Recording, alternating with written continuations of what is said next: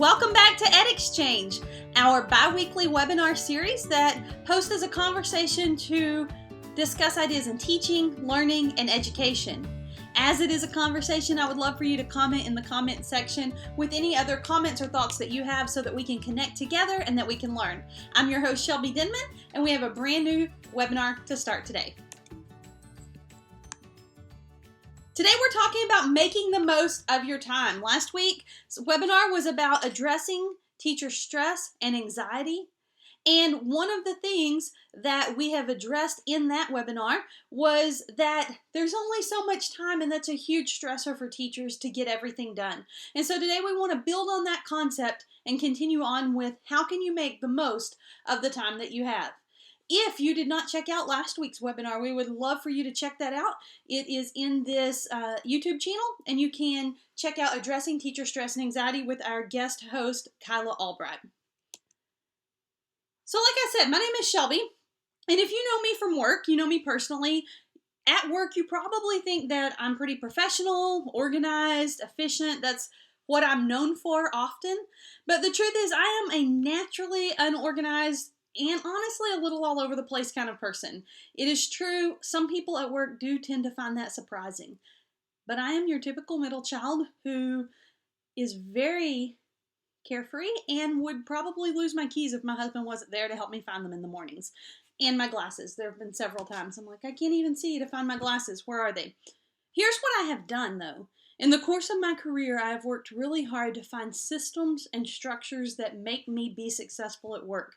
And so I have adjusted those to where even my naturally disorganized and unorganized person self can find success in the workplace. And so hopefully you can learn from some of those as I share some of those techniques with you today.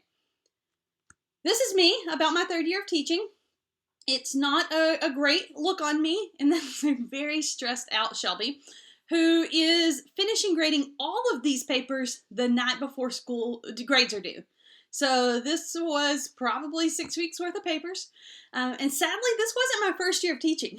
This was like year 3, probably around 2008, where I'm sitting there the night before grades are done, stressed out because I was not great at making sure that I'd made the most of my time.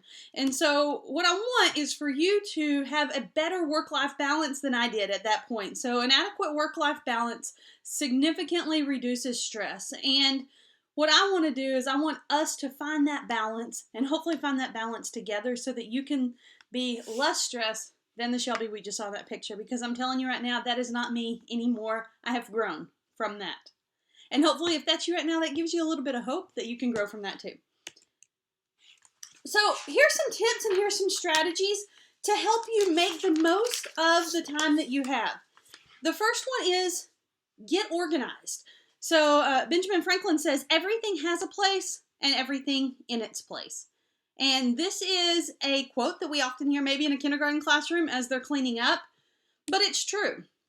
This is not my office, just this office is a result of a Google search, but it is a fairly organized office. And I want to use this picture to talk about the different areas that you can get organized in. Excuse me. So the first one is electronically. I don't know about you, but if you or your district uses Google, I love my Google Drive.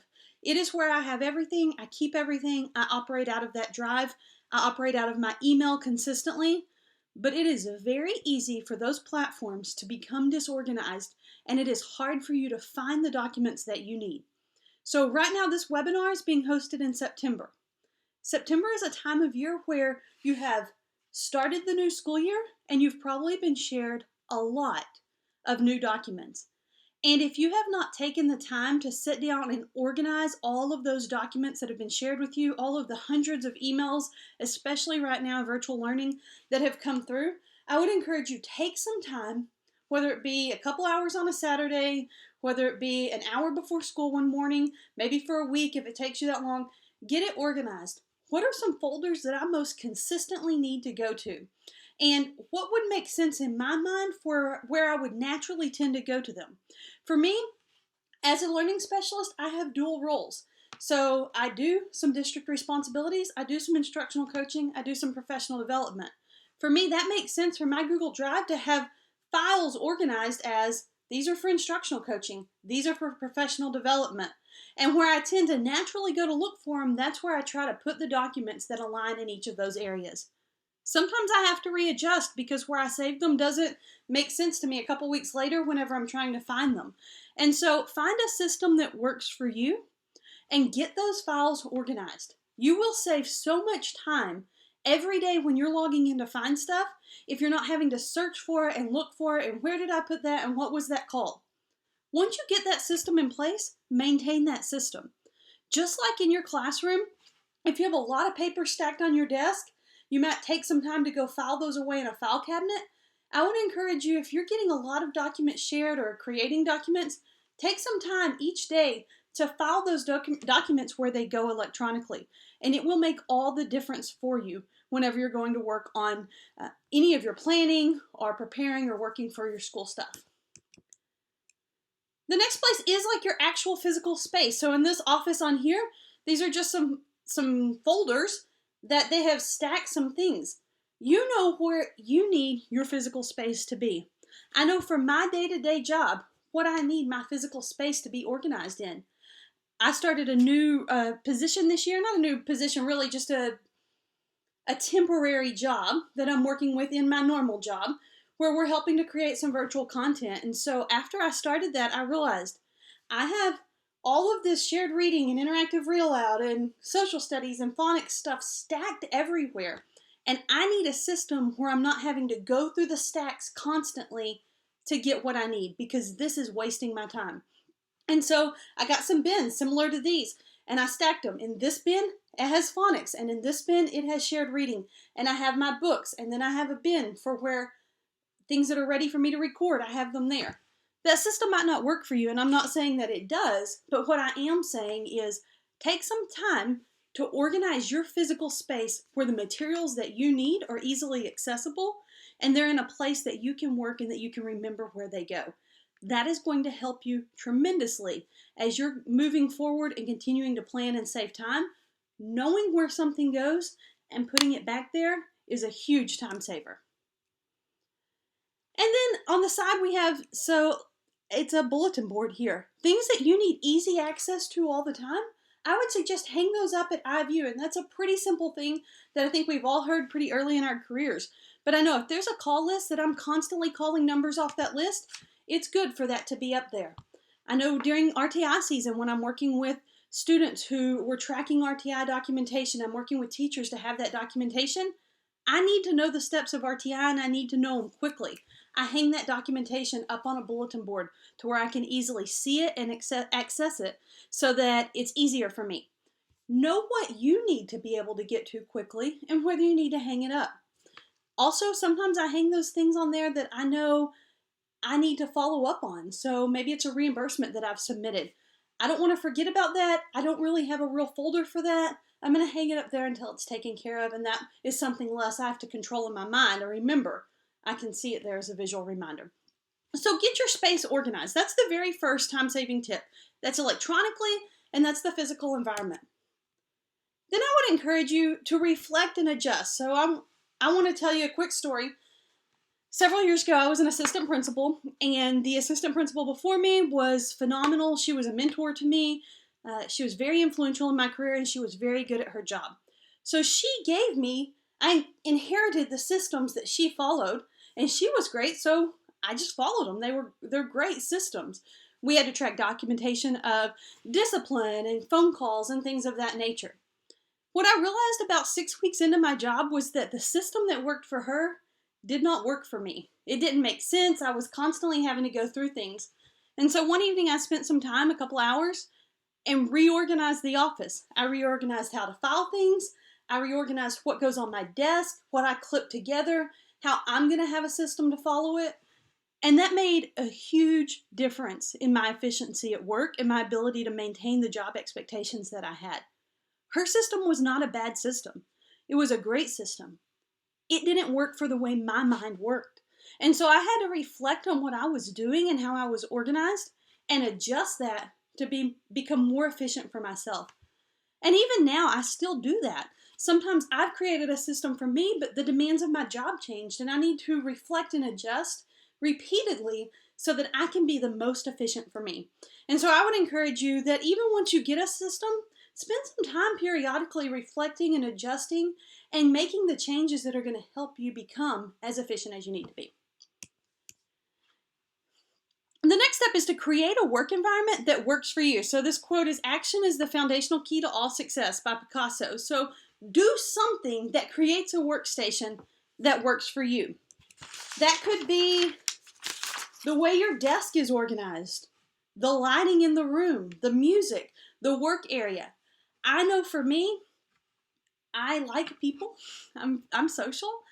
And for me to get great work done, I need to have music on so that I can zone out to that music, and it helps me to be more creative and kind of in a space where I'm not distracted. And I need not too exciting of music or else I'm just kind of all over the place. I know what it works for me to be in a place that's efficient. And so for you, think about that. Like, what is a work environment that works well for me? For me, if the lights are too dim, I'm sleepy and I'm not thinking as efficiently. Some people, they need those dim lights to really get to a place where they can be most efficient. I worked with a coworker who we worked really well together. Her lights in her office were always really dim. It was a very cozy place, and she was very efficient. That wouldn't work for me personally. And so whatever works for you, create a zone that's a stress-free zone that helps you to be the most efficient you. So however that desk needs to be organized, however the music and the lighting, personalize that to your most efficient self. The next step is to plan ahead. We have a strategic plan. It's called Doing Things. That's by Herb Kelleher. And the deal is, when you plan ahead, you know where you're going, and you can make efficient steps along the way. My first couple of years of teaching, I was always 1 or 2 days ahead, at most a week ahead of where we were going. And I really missed out on opportunities to save time by planning in larger chunks. So I want to throw back a picture here. This is me about 8 years ago. I'm pregnant with my first daughter. That is a picture of the daughter. It's not the most flattering of me or the daughter, but there you have it. And I had an experience that really taught me a lot and changed my career very fundamentally through this experience. Whenever I was pregnant, I got put on bed rest, and it was pretty surprising kind of bed rest. It was the kind where you don't have to really be in bed, but you can't go to work anymore and teach 6th graders on the 3rd floor of the building. And so I maybe found that out on a Wednesday or Thursday, and I was supposed to be out for good for the rest of the semester the next Monday. And so I had about a day to plan an extra month of maternity leave and all of the maternity leave. I had that day of work and then that weekend. And so I really committed to getting a good plan in place, and I spent a couple days on it. And what I learned from that was that I can spend a day or two once in 9 weeks and get a really good and solid plan for how to get ahead. And the rest of that 9 weeks is not this constant stress on Sunday night of what am I going to do tomorrow. It was a game changer for me. And once I knew where I was going, I actually was working a little more efficiently to get there, because I would drop some knowledge in that I knew that the students would need in the future, in the next week or so. And I'm not saying that I did that and I stuck to this plan and I didn't change from that plan and I wasn't responsive to my students' needs. No, I did all of those things. Now, when I was on bed rest, I wasn't responsive to my student needs. Hopefully the sub was. I'm not saying I stuck to a plan and never changed anything, but having a plan where I was able to plan out in advance significantly reduced my day-to-day and week-to-week stress of getting things done. And I've seen that work repeatedly in other areas. After I learned that, I now plan, even though I'm not a classroom teacher, I plan in 9 weeks or semester chunks. I know where I'm going and what I want to do. I have a foundation for where I want to go, and that makes a huge difference in being able to get things done in advance. I try to stay about 2 weeks ahead of every deadline that I have so that I cannot live in that stressful state of I have to get it done tomorrow, and that makes a big difference in the work that I'm able to do and the way that I'm able to approach it. Because for me, I make way less mistakes whenever I'm not under pressure than I do when I'm under pressure. And making less mistakes because I'm not under pressure means that's time saved, that I'm not having to redo things or work around something that I could have prevented if I would have been a little bit ahead. Another step of advice that I got really early in my career was to leave your desk clean at the end of every day. And so I incorporated that really early on. Every day before I leave, I clean my desk off, and it is straight and it is orderly. There are not things left hanging undone. If it's something that's not done, it gets moved to tomorrow's to-do list in a very organized way. So that when I come in the next morning, I'm not coming into yesterday's mess and yesterday's stress. I'm coming into a tranquil place that's already organized, that's well prepared for me to start my day. If I know I have a meeting at 8 o'clock or at 7:45, the stuff for that meeting is left out on my desk. It's prepared. I'm ready to take on the day, and I'm ready to know what to expect during that day. Because the truth is, there are things that come up every single day that we're not expecting. If we are prepared for what we're expecting, we're better able to handle the unexpected. So I encourage you, leave your desk clean at the end of every day. Take the last 10 or 15 minutes that you're there to really think through, what do I need to close out to end today well? And what do I need to do to start tomorrow well? If you can do that, and you can take that last 15 minutes at the end of the day today and the first 15 minutes at the beginning of the day tomorrow, you will save so much time throughout the day because of how you were able to end and approach the next day. The next tip is to set some goals. This quote says, ordinary people think merely of spending time, great people think of using it. And so I encourage you to be goal-oriented. Yes, set some long-term goals, but also set some short-term goals. Determine what is a reasonable expectation of what I can accomplish in this amount of time, and then set a goal to do that. Maybe you organize those goals on a to-do list. That works for me. I like marking things off of a to-do list. I'm going to tell you a secret. Even if I've already done something, sometimes I still put it on the list so that I can have the joy of marking it off the to-do list. Is anybody else like that? Okay. I know also there's some apps that set daily reminders of some of your goals. And I think a lot of times we think of goals in terms of, I want to lose weight, or I want to be a principal one day, or I want to finish this degree. I'm talking about regular, just short-term goals. Tomorrow, I want to have all 3 of those sets of papers graded. And I'm going to write down that my to-do is to grade those 3 sets of papers. So that tomorrow, as I'm looking at that to-do list in the morning, I'm already thinking, I want to get that done. Because if I don't get it done, it gets moved to the weekend, and now it's interfering with my work-life balance. And so set some reasonable expectations of what you hope to get done, and then work towards doing those. The next one says, set time limits and boundaries. And I think this really kind of ties with the goals. Benjamin Franklin also said, lost time is never found again. And so we waste a lot of time. I waste a lot of time. And it happens without even thinking about it. One way that I counteract that is by setting deadlines for myself. I know that I want to get this, to carry on with that example, 3 sets of papers done. When do I want to have that done by? It's not due till Monday. I'm going to try to have that done by Wednesday. So again, I'm not working up to a real deadline where I'm stressed. I'm allowing time for the unexpected by getting it done early. And I'm working towards some deadlines. I know right now I'm working on filming some lessons and developing virtual content. And so I look at my calendar and I think, you know what? I need to plan Unit 2, but I want to get all of Week 3 of Unit 2 done today. This is a deadline for me that I'm setting so that I can work towards that deadline. It's not one that somebody else sets for me, but working towards one helps us to work more efficiently. An infinite finish line doesn't encourage productivity. So when I can just get this done whenever, well, then I'm just going to sit there, at least my personality is just going to sit there and kind of hang out or do other stuff. When I have a finish line or I'm working towards a finish line, I'm going to be more productive.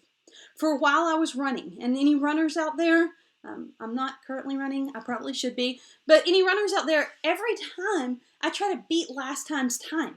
Like I want to be a little bit faster. I want to run a little bit longer. And just having that mental gauge of where I'm at, it makes me a better runner along the way. And I have found that in work, we have that same opportunity that I want to do this, grade these a little faster than I did last time, or do this planning a little more focused. And when I have a deadline, I'm more focused than when it just can get done whenever. That helps to make things more productive. Another thing is I encourage you to set some rewards yourself. And so I'm going to give an example here. This reward definitely would not work for me anymore. These are my college roommates. Shout out to Dorm 6. And we used to do these study breaks. So this is kind of a silly example. But what we would do is if you studied for 15 minutes, we would set the timer in the house, like no talking, no being on your phone, no focused on anything else, straight focusing on the actual learning. And then we'll have a dance party when the 15 minutes is up. I mean, in our more efficient days, it would maybe be an hour of studying, but I'm going to be honest, a lot of times it was just focus for 15 more minutes, and then we can take a break. And so we would have, turn on the music and have a little dance party. Again, dance party doesn't work for me anymore. That's not really my thing, but maybe going for a walk does. I need to get out of this room, and I need to walk, and I need to see some sunshine. If you can get XYZ done, Shelby, you can go have that walk and relax for just a little bit. Working towards those self-rewards really helps to bring motivation, and sometimes all we need to save some time is to motivate ourselves to get going on the project and stay focused on the project. So I encourage you, set some rewards for yourself. Maybe it is an actual dance party. I doubt that probably is for most teachers. But whatever it is, maybe if you can get this stuff done and stay ahead and stay organized for 9 weeks, maybe you can get those cool gel pens for yourself and really kind of just motivate you. Whatever it takes, I encourage you to do that so that you can still have some joy in what you're doing and that you can stay motivated towards a task.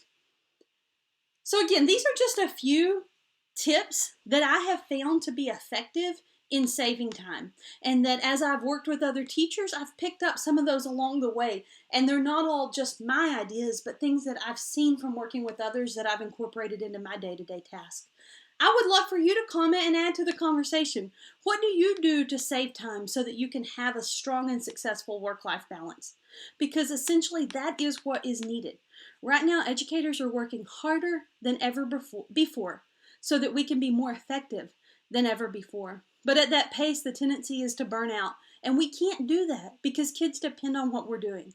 So my question to you would be, what can you do to help find that balance and to make the most of the time that you have? Hopefully some of these tips will help, and hopefully that you'll share some to add to the conversation. Again, thank you so much for joining us on the Ed Exchange. In the comments, there's a place that you can subscribe. If you want these bi-weekly webinars to be sent directly to your email, please subscribe there, invite a friend. We love to share the message and to have this conversation with as many educators as possible. Again, thanks for joining us today. We'll see you in 2 weeks.